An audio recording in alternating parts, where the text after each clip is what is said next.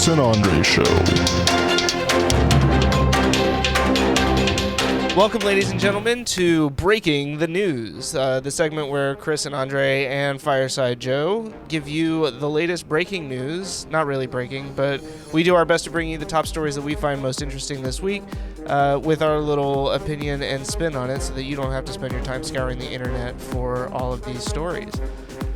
With that, let's break the news, gentlemen. First up, we have our favorite person to talk about, Elon Musk. He is back in the news for multiple reasons this week. We'll get to one of them later. But to start things off on Breaking the News, we have his plan to move to Mars. Not him personally, but to set up a colony on Mars, build a city, self-sustaining. Wants to charge people $500,000 a ticket to move initially, but it hopes to drop that to a reasonable $100,000 per ticket. This is going to use his famous Starship piece of crap that he's building out there in Texas. I don't know, the more that I read about this, the more that it seems like his plan is to put other people on a planet that's inhospitable. Why he won't go himself is beyond me. I think if you're going to do this, you need to step up and be the first person to volunteer. But that's just my take on it.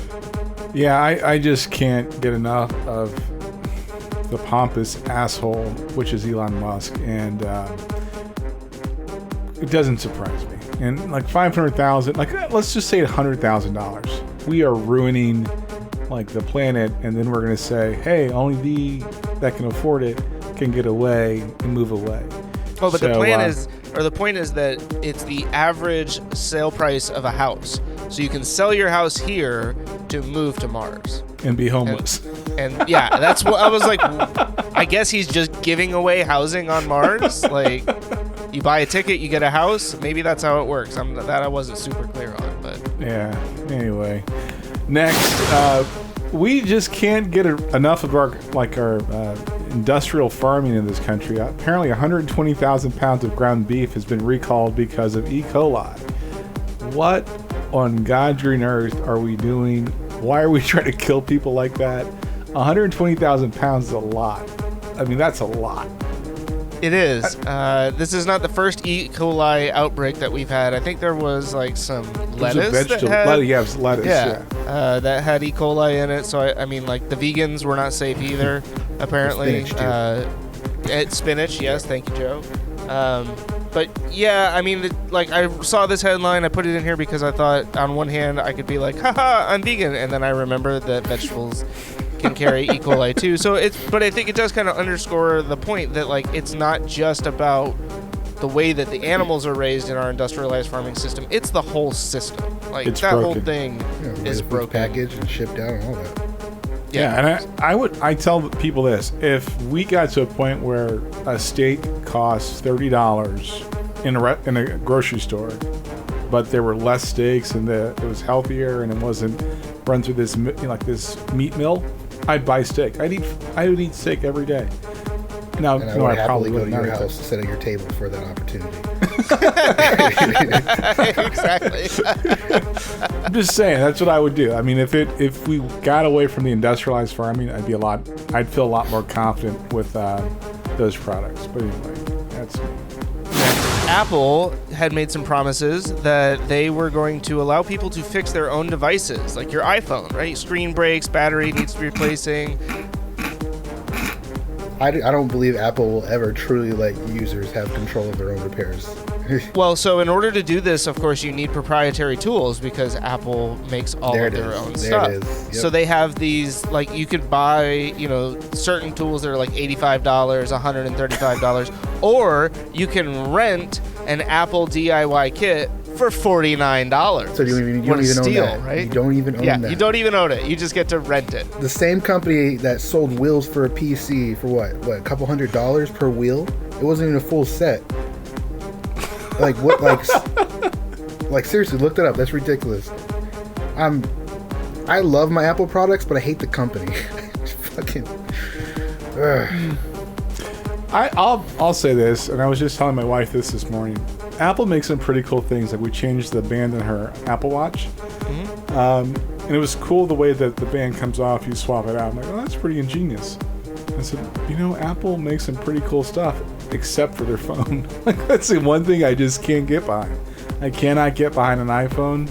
I refuse. But it doesn't surprise me that they're going to give you the opportunity to rent the DIY thing and screw up your device. I'd just rather take it to a repair shop. Just real quick. This is what I was saying. Apple Mac Pro wheel kit. The set of 4 wheels you put on the bottom of your desktop. $699. I remember that. $700? Yeah. I remember that debacle. It didn't go over very well. No, they didn't it still sell a lot hasn't. of those devices either. Anyway, next to our next deep conspiracy, China reports its first human case of H3N8.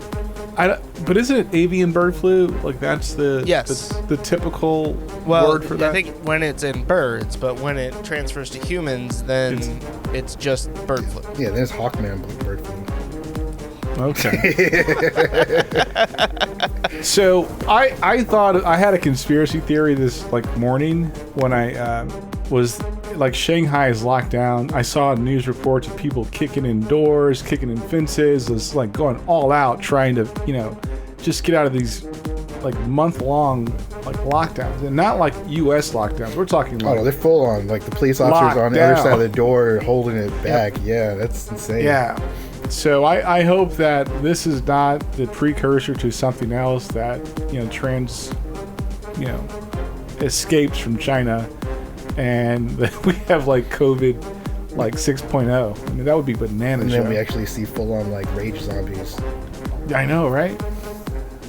I feel like we're not that far off from that. Things are not going well in the world. Once they take away your beef.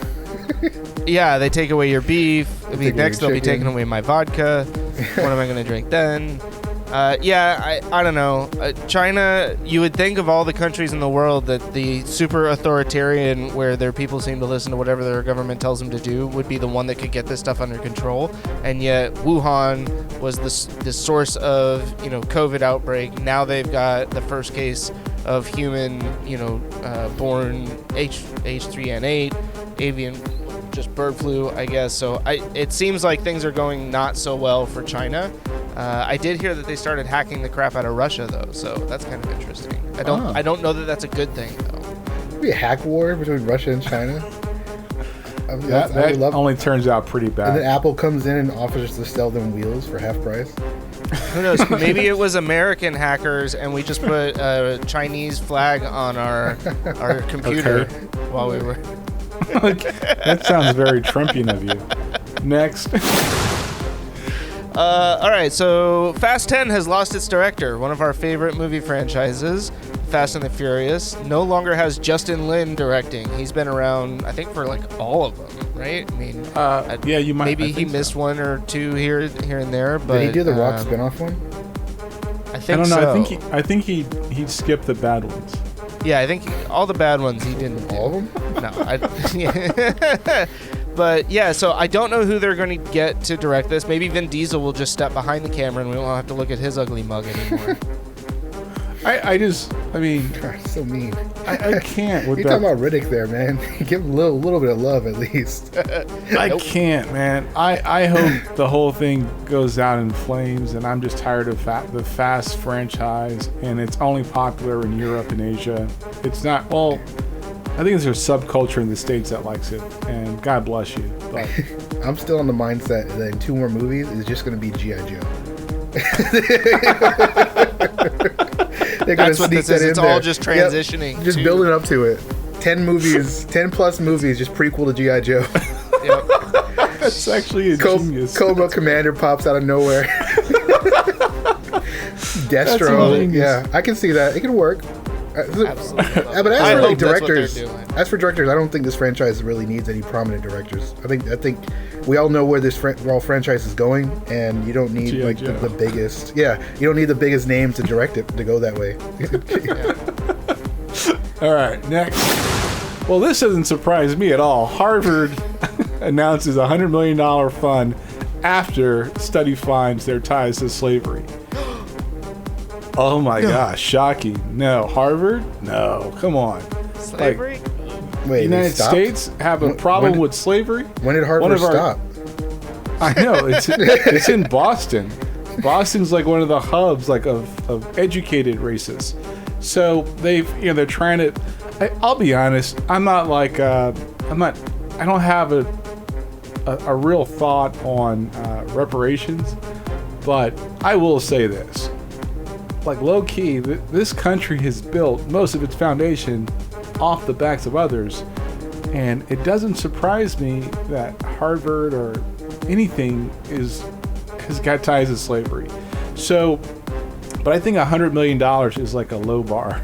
Yeah, that was one of the things that I thought was most, I guess, honestly surprising about this headline was it's like, really? Only $100 million? Like, you're Harvard. You could literally go to so many of your alumni and be like, hey, give us $10 million. You have more than 10 people that could do that. And yet here you are, like, I mean, yeah, this feels like a low ball at best. I gotta ask, did they make any adjustments to their acceptance policy? No, they're actually getting sued. So over they're there? getting sued. They're actually getting sued by Asian students. So there's they're like, oh shit, we forgot them. We got everybody else except the Asians. No, the problem, like they started. Yeah, sorry, go ahead, Andre. I think it's Princeton, Harvard. I want to say Caltech. There's a number of Ivy League or like sub-Ivy League schools that are getting sued by this ingenious class action suit led by a white guy saying that these schools are discriminating against Asian students. It's amazing. Like, it's freaking amazing. Yeah. What were you going to add to that, Chris? Oh, just that there was an episode of King of the Hill where Connie Supanusimphone, who's from Laos, couldn't get into, I think it was Harvard's like summer program, just like a for middle schoolers, because she was such an exceptional Asian student. I thought it was a band camp. Give me a middle of a C grade white kid, out of poverty any day. Like, I'd kill for one of those, was basically the joke that was made. Look, Connie's a really smart Asian girl, but I've got a boatload of them, pardon the expression. Yeah, that's not funny. Not anymore, because it's accurate. Yeah, it's not funny. All right, but anyway, Harvard. Your sheets are showing. Next. This next one was near and dear to my heart because I do love to travel. My favorite airline, Delta, in the news for some other reasons, was just ranked the #1 airline in the U.S. So I don't remember who it was that did the study. Let's see if I can see it. It was Delta. Well, Business Insider has this article. A new report ranked U.S. airlines worst to best using several metrics. Delta was #1. Southwest was the worst, followed very closely by like Frontier, Spirit, and a couple other. I think JetBlue was down at the bottom too. But Delta, all right, then that is a stupid article because JetBlue is actually not a bad airline. I would agree with Frontier. Spirit not the worst? Spirit should be the worst. Every Spirit airline I've taken. Say that it was? No, you said about. you kind of like put it on par with other. There should be no on par. Southwest it should be. ranked last. There should be Spirit so bad it gets a separate list by itself. Yeah.